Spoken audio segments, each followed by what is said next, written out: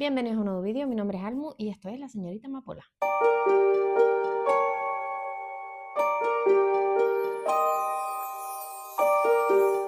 Vale, el vídeo de hoy va a ser episodio piloto. Esto es, voy a hacer un vídeo que nunca he hecho y depende de lo que diga la audiencia, lo volvemos a hacer o no lo hacemos más. Y esto viene porque yo os hablo mucho de libros que me quiero leer y poco de libros que me he leído.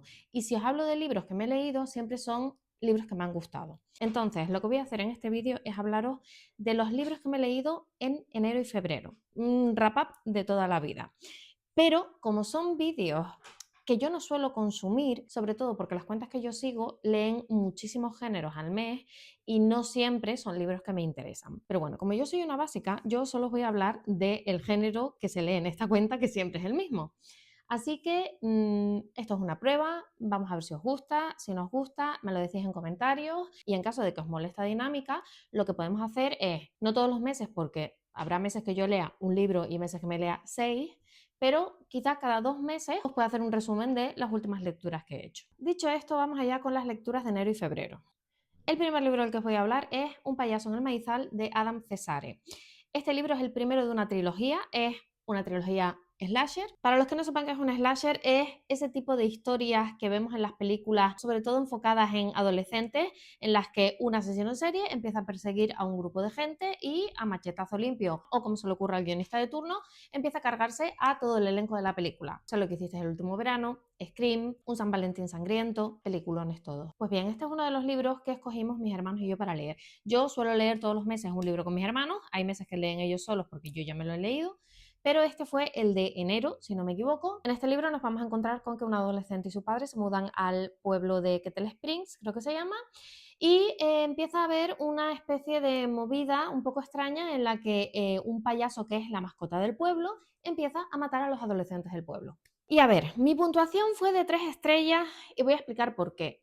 Para mí no es un buen libro, pero como slasher es entretenido. ¿Y esto cómo combina? A ver, a mí la historia me pareció floja y el desarrollo de los personajes también. Es verdad que en una historia de adolescentes que van a morir, mucho desarrollo tampoco puede haber, pero me faltó algo. Me pareció que quizás por la extensión del libro todo pasaba demasiado rápido y no se desarrollaban bien las cosas, pero como slasher está muy guay. Es decir, las partes en las que muere gente son slasher puro y duro y están muy bien narradas, pero el resto de la historia no. Con lo cual, si os gustan ese tipo de historias en las que lo importante es cómo muere la gente, perfecto, puro entretenimiento. Si queréis leer una historia que tenga un nudo, un desarrollo y un... No. De hecho, como os decía, este es el primer libro de una trilogía y mis hermanos y yo hemos decidido que no necesitamos leer las siguientes partes. Ha sido entretenido, ha estado bien, es un libro que pasa sin pena ni gloria, pero quizás para épocas como Halloween o cuando tenemos el instinto asesino subido, nos viene bien. Siguiente libro que me leí en enero es Las que no duermen, Nash de Dolores Redondo. Este es el segundo libro de una tetralogía que se llama Los valles tranquilos y que empezaba con Esperando al diluvio. ¿Hace falta leerse Esperando al diluvio para entender este libro? A ver, la realidad es que no, pero es recomendable, porque en este libro salen personajes del libro anterior y quizás cuando te estés leyendo el libro anterior vas a saber cómo acaban determinados hilos de la historia porque lo ves en este libro. Entonces, las historias no tienen nada que ver, de hecho hay un salto temporal bastante amplio entre un libro y otro, pero mi recomendación es que los leáis por orden. Aquí nos encontramos con una, creo que es antropóloga forense, que con su equipo se dedica a hacer excavaciones para intentar encontrar evidencias que desmientan típicas leyendas que hay en los pueblos, lo cual me parece una premisa súper divertida. ¿Qué pasa? Que en una de esas excavaciones encuentra el cadáver de una chica que había desaparecido hace tiempo y por determinadas circunstancias se ve inmersa en la investigación de este crimen por el que una persona ya estaba cumpliendo condena. Dicho esto, le di 5 estrellas a este libro. Es verdad que al principio a mí me tenía un poco mosqueada porque el inicio es muy lento. No a nivel de que pasen cosas, porque pasan cosas todo el rato, pero la forma en que la protagonista se relaciona con el resto de personajes que van a ser importantes durante la trama es muy lenta. Y para mí eso le restó ritmo al inicio de la historia. Pero una vez pasa el tramo introductorio, este libro es una auténtica maravilla. Además volvemos a la esencia del Baztán. De hecho, hay muchos guiños a esa trilogía y aquí sí Es imprescindible haberse leído la trilogía del Baztán. No os leáis este libro si luego os queréis leer las historias de Amaya Salazar, porque este libro está lleno de spoilers de la trilogía. Pero bueno, como os decía, la autora nos trae de vuelta esa esencia del Baztán y también ese rollito esotérico, místico que también tenía la trilogía y que volvemos a ver aquí y que me ha encantado porque no quiero hacer spoiler, pero mezcla mucho leyendas con historias basadas en hechos reales. Tiene unos personajes brutales, que hay un grupo en concreto de personajes que a mí me ha conquistado y que necesito que sigan saliendo en el resto de libros de esta tetralogía. Y tengo que decir que aunque al final me conquistó, al principio la protagonista de esta historia para mí supuso un hándicap. Primero porque me recordaba mucho a Amaya Salazar. Luego, evidentemente, evoluciona de una forma completamente distinta. Pero al principio me caía muy mal. Y yo ya estaba pensando para mis adentros, ¿qué hace Dolores Redondo que todo el rato crea protagonistas que me caen fatal? Porque todo se ha dicho, a mí la trilogía del Baztán me encantó, pero a Maya Salazar me cae fatal. Por suerte Nash, que es la protagonista de esta historia, va mejorando a medida que avanza el libro. Así que si os gusta la trilogía del Baztán, os gusta cómo escribe Dolores Redondo, las novelas desarrolladas en el norte, un buen misterio mezclado con temas místicos, esotéricos, de brujería, tenéis que leer este libro. Las chicas ocultas de Rebecca Whitney fue mi primer pendiente de este año y tengo que decir que fue una auténtica decepción. Aunque al final me pareció entretenido, es un libro que tú crees que va de una cosa, pero no. Aquí nos encontramos con una mujer que tiene depresión postparto, lo está llevando muy mal y además ha perdido como cierta credibilidad frente a la gente que le rodea porque ha tenido pequeñas crisis que le hacen creer, escuchar o ver cosas que no existen. Y la cosa se complica cuando un día escucha un grito que viene de la gasolinera que está al lado de su casa y no sabe si es real o si es su mente jugándole otra mala pasada. Y a partir de ahí se desarrolla una historia que es evidente desde el minuto -3 y quizás el ser conscientes no solo de lo que pasa, sino de quiénes son los culpables desde el principio, le resta muchísimo al libro. ¿Cuál es la parte que me ha parecido entretenida? La evolución del personaje principal. Al principio me parecía una persona sumamente insoportable, pero luego la autora ha jugado muy bien con el desarrollo del personaje y le vas cogiendo cariño, vas entendiendo un poco cuál es su situación, sientes empatía por ella, sientes frustración porque entiendes, la gente que le rodea no puede hacer nada porque la realidad es que en su lugar todos pensaríamos como la gente que le rodea. Entonces, ¿es una historia que tiene misterio, intriga, que te va a tener pegado a sus páginas todo el rato? No, es una historia de desarrollo de un personaje en concreto que desde el principio sabes cómo va a acabar. No es un libro que recomendaría y tampoco me ha quedado curiosidad por leer nada más de la autora. Y vamos con las lecturas de febrero, que empezaron por todo lo alto, porque el primer libro fue un 5 estrellas y fue Laura y el misterio de la isla de las gaviotas. Yo le tenía muchísimas ganas a este libro, porque como todos sabéis, Los misterios de Laura es mi serie favorita del mundo entero. Y leer este libro es como ver otro capítulo de la serie, tal cual. Lo leí con Rocío, que es una chica que conozco desde que empecé a participar prácticamente en los clubes de lectura, y nos lo pasamos tan sumamente bien haciendo teorías. Es que es un libro que da para 700 teorías. Al principio no dábamos pie con bola, pero yo por lo menos me lo pasé teta. Pero bueno, no me enrollo. Esto es una especie de precuela de la serie en la que vamos a ver la fatídica luna de miel de Laura y Jacobo, que se van en lugar de al viaje que tenían planeado al Caribe a una isla en el norte de España en la que ellos y el resto de huéspedes se quedan aislados en un pequeño hotelito en una isla por una tormenta. Y sí, esto suena a 10 negritos porque la premisa es prácticamente la misma. Es verdad que la única pega que le voy a poner es que el final podía haber tenido otra explicación. ¿Le compro esta? Sí, pero no me parece la mejor. Aún así, para mí es un librazo, de verdad. ¿Cómo escribe este hombre? Javier Holgado. Yo ya lo sabía porque me leí El asesino de los caramelos de Violeta y de hecho fue mi mejor lectura del año pasado. Pero de verdad que si leéis este libro y sois fans de la serie, vais a leer los diálogos de Laura como Laura, los de Maribel como Maribel, Jacobo, Martín, están todos ahí y de verdad que son una auténtica maravilla. Yo sé que no, pero ojalá sacasen más libros inspirados en la serie de los misterios de Laura. Aunque si puedo elegir, prefiero que saquen más capítulos de la serie, que sé por un podcast que me pasó Rocío que tenían preparados otros 4. Crucemos los dedos para que este año podamos verlos.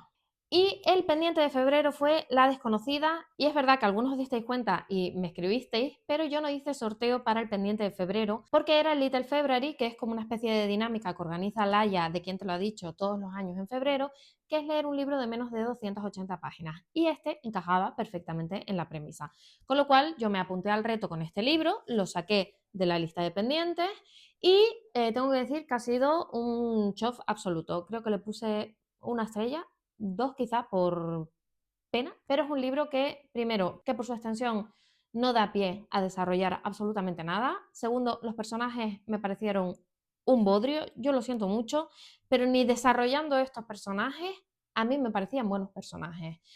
Y me da mucha pena porque la premisa inicial es muy interesante. Quizás cómo se desarrolla no es para nada mi estilo o mi rollo, porque hay ciertos temas que a mí no me gustan y este libro va de un tema en concreto que a mí no me gusta leer. Pero la premisa inicial, que de hecho me recordaba muchísimo a una serie que se llama Blindspot, va de que aparece una chica en un contenedor en Barcelona que no se acuerda de absolutamente nada, no sabe quién es y bueno, la policía empieza como a trabajar con ella para intentar averiguar de dónde ha salido y qué es lo que pasa. La serie de la que os hablo es un poco parecida, es una chica que aparece en una bolsa en Nueva York, creo recordar, está llena de tatuajes y a través de esos tatuajes pues la policía empieza a indagar en determinados casos. Lo más llamativo de este libro y el hecho por el cual a mí me interesaba, que es un libro escrito a cuatro manos, es decir, dos autores, Rosa Montero y Oliver Truc, que fueron escribiendo cada uno un capítulo de la novela y me parece una técnica muy interesante que puede salir muy bien o muy mal y en mi opinión en este caso ha salido bastante regulera. Pero como dice mi amiga Noé, para gustos los libros. Y último libro que me he terminado en febrero, La mujer en la ventana de A.J. Finn. A ver, yo no estaba segura de haberme leído este libro. A mí todo lo que se hablaba de este libro y todo lo que rodea este libro me sonaba. De hecho, lo empecé a leer y me sonaba y estaba completamente convencida de que lo había leído. Y un día, hablando con Mikey, creo que fue por un comentario que le dejé en uno de los vídeos, me dijo que si nos lo leíamos juntos. Total, que lo empezamos a leer, se nos complicó un poco la vida y al final comentamos solo, creo que 200 páginas del libro. Pero oye, 200 páginas comentadas y disfrutadas y yo espero que tengamos oportunidad de hacer otra lectura conjunta, que la vida nos permita disfrutar hasta la última página. Pero bueno, al lío. Resulta que no me había leído este libro, sí que me sonaba mucho todo lo que pasaba, pero he llegado a la conclusión de qué es lo que pasa con estos libros que son un boom o súper famosos, rollo La mujer en la ventana, Perdida, Los hombres que no amaban a las mujeres. Al final son libros de los que se habla tanto y te comes tantos spoilers sin darte cuenta que cuando te lees el libro todo te suena. ¿Me gustó? Sí, es un libro muy entretenido, con un personaje principal que tiene muchísimas aristas y que da para mucho desarrollo. Y a mí me gustó mucho cómo está enfocado el libro en base a lo que le pasa a este personaje, pero tengo que decir que no deja de ser un La ventana indiscreta, que a mí no me desagrada en absoluto porque es un peliculón. Así un poco en resumen nos encontramos con una mujer que es agorafórica, agorafóbica y que pues mira, la mujer se dedica a espiar a todos los vecinos que hay en su calle, hasta que un día ve que se comete un crimen en la casa de enfrente. ¿Qué pasa? Que cuando llama a la policía resulta que su historia no cuadra absolutamente nada con la de las personas que viven en esa casa. Y hasta ahí voy a leer. Como os digo, me gustó, pero no me pareció un librazo. Aunque tengo que confesar que es posible que yo viniese influenciada por todo este conocimiento previo que tenía del libro sin haberme leído el libro. Quizás si me lo hubiese leído cuando salió, que fue el boom y no había tantos spoilers pululando por ahí, a lo mejor me hubiese gustado un poco más. Pero bueno, es un buen libro, es recomendable. Si os gustó La ventana indiscreta, os va a gustar. Y me encantaría leer algo más del autor, pero es verdad que todo el mundo me ha dicho que su segundo libro, que se llama Al final de la historia, no se parece en nada al estilo de este y que no es muy buen libro. Así que ya veré. Y estos son los 6 libros que me he leído en enero y febrero. Y estaba en proceso de terminarme otro en febrero, pero mira, no, porque yo es que cada vez que lo veo me dan los 7 males. Porque es esto, este pedazo de tochaco, que es la segunda parte del Nombre del Viento. ¿Qué pasa con esto? Yo me lo empecé a leer con Ana allá por septiembre, luego se me complicó la vida, dejé de leer y luego se me rompió el Kindle. Y esto, leerlo en el Kindle era maravilloso, pero yo miro esto y cada vez que lo veo me da un bajón.